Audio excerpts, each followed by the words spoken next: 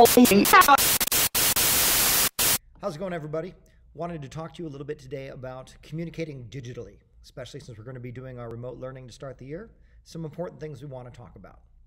We use digital communication in our lives in many ways. We email, we text, we chat online, we fill out forms electronically, and there's just something important to consider when you're communicating socially versus when you're communicating in a professional setting, such as school and things like that. When you communicate with your family and friends, you can communicate in any way that is acceptable to you as a group.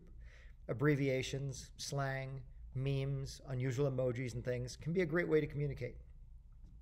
It's important to think about when you communicate at school and you're talking to your teachers, you need to be a little bit more professional. So there's some specific things that we want to talk about. So today we're going to talk about some issues communicating digitally in email and in online instructions and also through Google Classroom. When you communicate professionally through an email, there are a couple of things that you want to include. And you should always include these when communicating with teachers and other adults. Number one, make sure you have a clear subject line that tells the person you're communicating with what the email is about. You should always start your email with some sort of greeting. This could be good morning, good afternoon, dear Mr. Walovich, whatever works for you and whoever you're talking to at the time.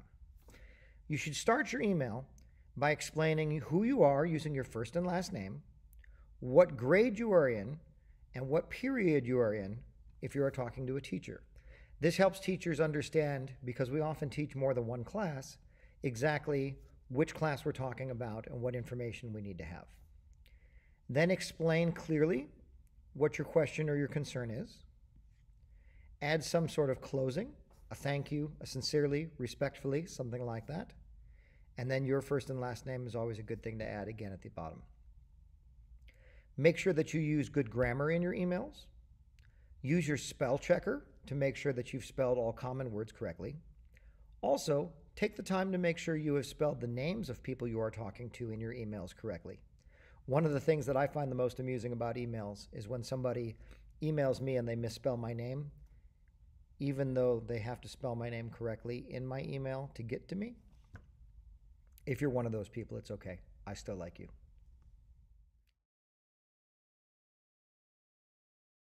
Google Classroom for your assignments, it is important that you name them correctly. If it is a Google Doc or Google Sheets or a Google Slideshow or anything like that, in the upper left-hand corner, you can just go up to the title and name it appropriately. The name should be your first name, last name, and then the class period that you are part of.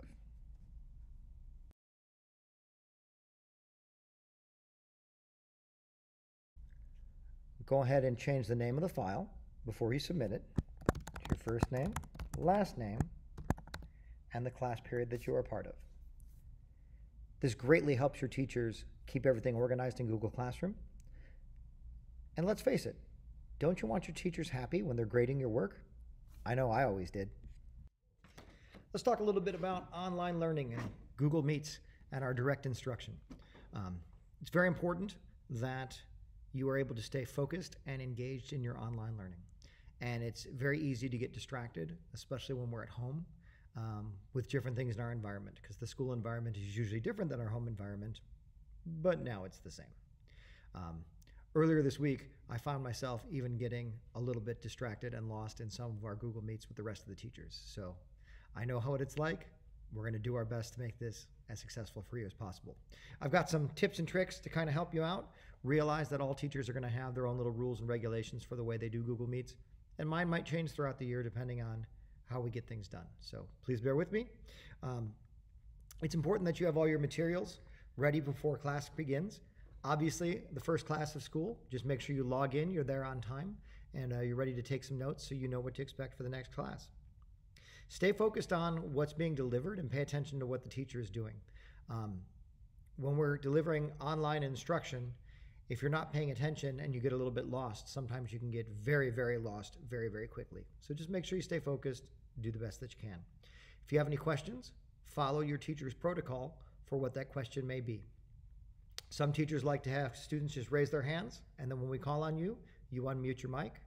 Some teachers like for you to utilize the chat box. Some teachers like for you to just click on the mic and say, excuse me. But just make sure that you're respectful of the environment and everybody's learning.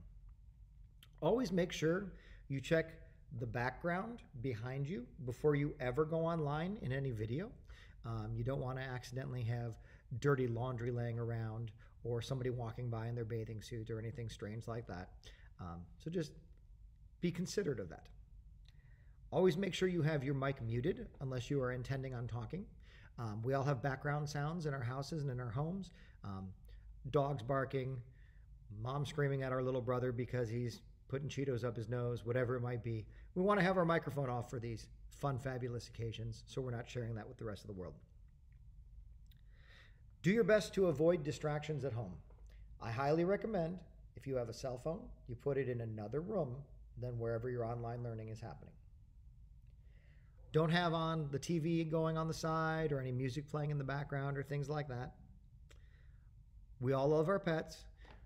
It's very, very distracting, not only to you and others, if one of your pets shows up while you're trying to do online learning and they're super affectionate and they want hugs and they want kisses and all of that stuff, okay? Make sure you dress normally. Those inflatable T-Rex costumes are absolutely fantastic, just not for school. Use the chat and the microphone respectfully, and always be flexible and engaged with what's going on in the classroom. The more you put into your online learning, the more you're going to get out of it, and we're working really hard to make this a fabulous experience for everybody. Let's work together to make our online learning positive and fun this year. Thank you.